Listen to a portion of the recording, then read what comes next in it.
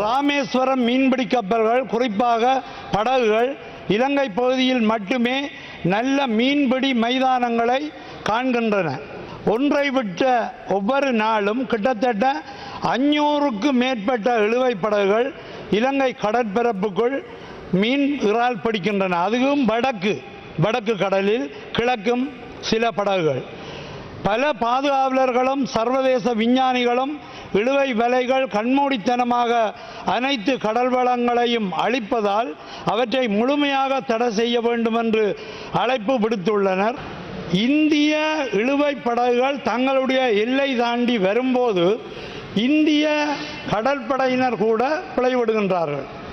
அந்த அரசாங்கம் கூட பிழைவிடுகின்றது என்பதை சுட்டிக்காட்டுகின்றேன். தங்களுடைய எல்லைகளை தாண்டி வருவதற்கு அவர்கள் தடை விதிக்க வேண்டும்.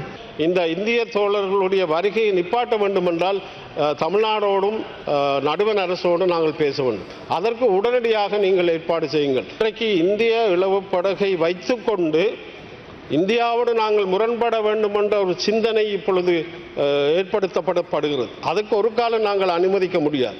இதிலே சீனாவினுடைய மூக்கு நுழைவு. சீனா இன்றைக்கு வடக்கிலே என்ன அர்த்தத்தோடு எங்களுடைய மீனவர்களை நாடுகிறார். அவர்கள் என்ன லாபம் அவர்களுக்கு இருக்கிறது? அவனுடைய ஆக்கிரமிப்பு என்பது நிலங்களை கைப்பற்றுவதும் வளங்களை பயன்படுத்துவதும் தான். அதனூடாக வடக்கிலே எந்த நடவடிக்கைகளையும் நாங்கள் அனுமதிக்க முடியாது.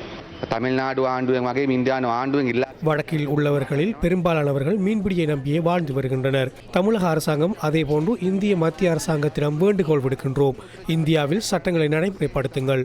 அவ்வாறின்றி மக்களின் வாழ்வாதாரங்களில் பாதிப்பினை ஏற்படுத்த வேண்டாம். தமிழ் மக்களுக்கு வாழ்வாதார உதவிகளை வழங்குவது எவ்வித பயனுமற்ற விடயம். சட்டவிரோத மீன்பிடியே பாரிய பிரச்சனையாக உள்ளது. அதனை இந்திய அரசாங்கத்தினால் தடுத்து நிறுத்த முடியும். இந்திய அரசாங்கம் இலங்கை அரசாங்கத்திற்கு எவ்வளவு உதவி செய்தாலும் வடக்கு மீனவர்களுக்கு இந்த உதவியை செய்ய முடியாவிட்டால் அவர்கள் செய்வது எல்லாமே உண்மையான உதவியா? வடபகுதி மக்கள் அன்றாடம் எதிர்நோக்கும் பாரிய பிரச்சனையாக இது உள்ளது. මොකද මේක දිනපතා ප්‍රශ්නයක්.